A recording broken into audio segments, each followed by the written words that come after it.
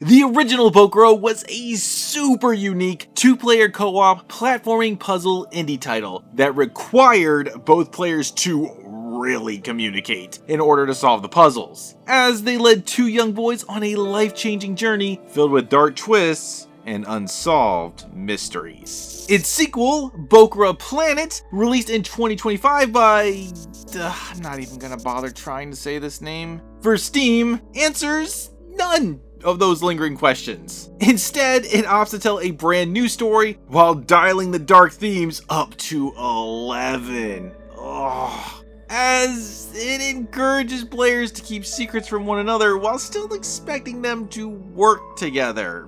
You know, for survival. And before we can even begin, I need to put out 3 major warnings. First, Bokura Planet covers some very deep and dark themes, all revolving around identity and parenthood, and it forces you to make choices that definitely won't sit well with some people. I won't be showing it in this video, but seriously, this is a real example of a trigger warning, with euthanasia being just one of the hard choices you're asked to make.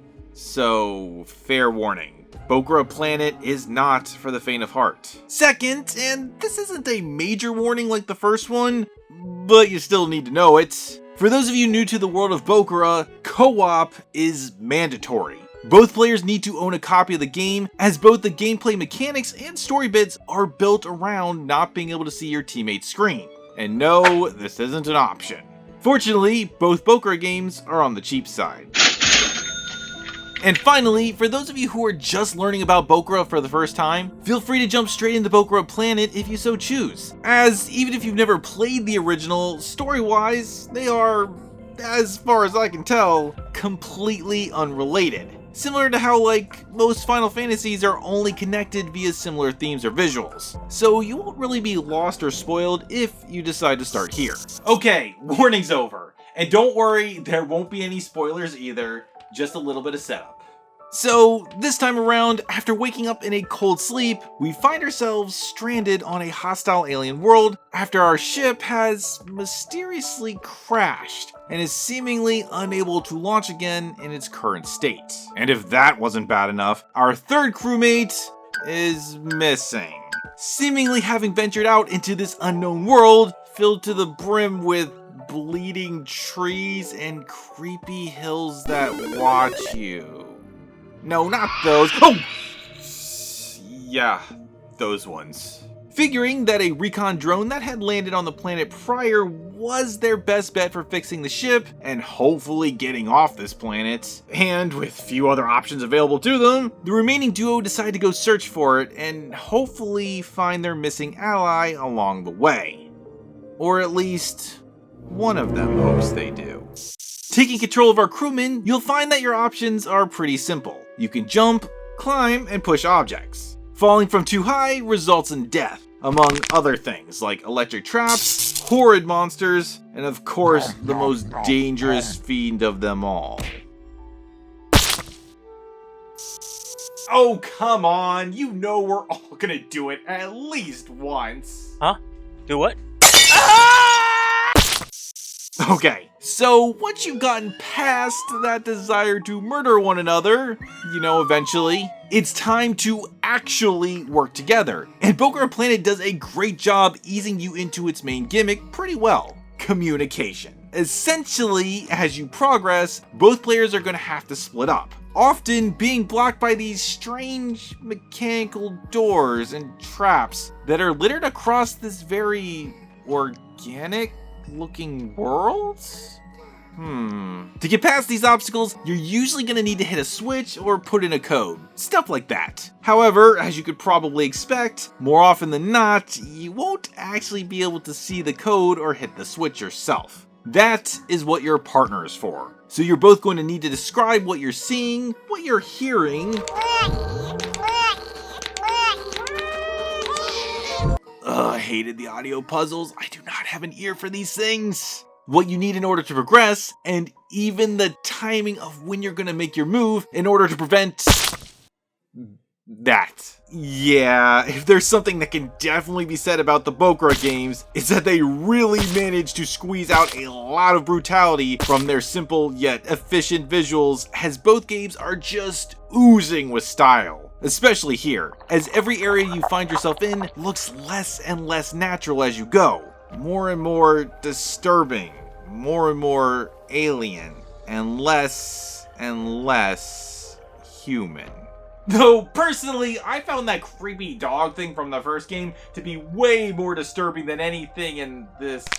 I still hate it. Still hate it! All of which sits in stark contrast to just how calm and somber the music is. Which I guess makes sense for a puzzle game, especially if you need to work together with your friends without, getting mad. But still, with these visuals... Ooh. Here's a fun idea. Play some of these tracks for your friends and family and ask them what it makes them think of, what they visualize with it. And then show them this monstrosity and see the look on their faces. Trust me, it is way worse when you actually know the context. So yeah, tell me how that goes for you down in the comments. I'd love to know. Anyway, it won't take long before you hit your first major separate cutscenes. And again, I will not be spoiling anything story-wise.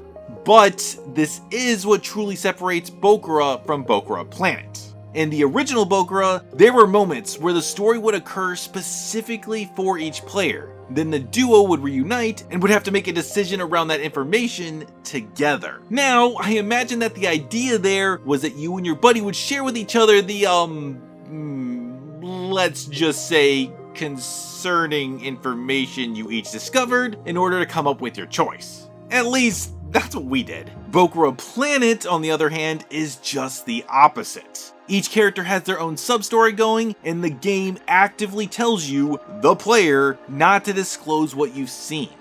Not that it can stop you. But you really shouldn't, as it does add an extra layer of intrigue to the overall narrative and creates some major incentive for replay. And besides, the individual cutscenes aren't directly related to the choices this time around. They all just have a common theme. But I do think that you're going to want to see it all. Upon beating the game the first time, both me and my pal were excited to replay the game from the other's perspective, if for nothing more than to learn what the hell was going on with them. And trust me, it was not what either of us expected it to be. Both character arcs are dark, but also kind of wholesome in a way? Yeah, that kind of caught me by surprise. But either way, both are very interesting takes on sci-fi tropes that I honestly have never seen before. It's good stuff. And, neat little side note, upon replay, the game actually forces you to pick the other character. Can't say I've seen that happen in a lot of other games. Plus, we really wanted to take a crack at the other side's puzzles regardless. Though surprisingly, Planet doesn't actually force you down one side as often as the original Bokura did. So, if you are just interested in the story, and for some reason don't want to just say, watch a playthrough instead, you could just do the same puzzles again, I guess. Or could you? Yeah, unlike its predecessor, the final big change in Bokura Planet is that one of your major decisions you and your partner have to make will actually change what puzzles you face towards the end of the game, giving even more reason to replay and just see what happens when you make a different decision. It's pretty awesome. So awesome, in fact, that honestly, I'm really struggling to find any actual criticism of Bokura Planet at all. It's just that solid of a game.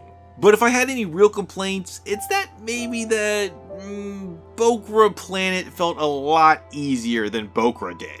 To me at least. How Long to Beat does suggest that we clocked in a lot shorter time than the average player, which honestly could just be chalked up to our experience from playing the first game, so don't hold me to that. The only other pseudo complaint that I have is that I really wanted to discover more about the original Bokura world. That game left a lot of questions hanging that I was really kind of hoping to get answers to. But, as I said in the beginning, Bokura Planet is its own thing, seemingly unconnected. So those answers, they never came. Which yeah, it's a bit disappointing, but it's just a personal grievance and doesn't really reflect on Bokura Planet as a whole. But overall, Bokura Planet is an outstanding indie gem that I'd like to recommend to everyone, but I absolutely can't, as that would be completely irresponsible of me.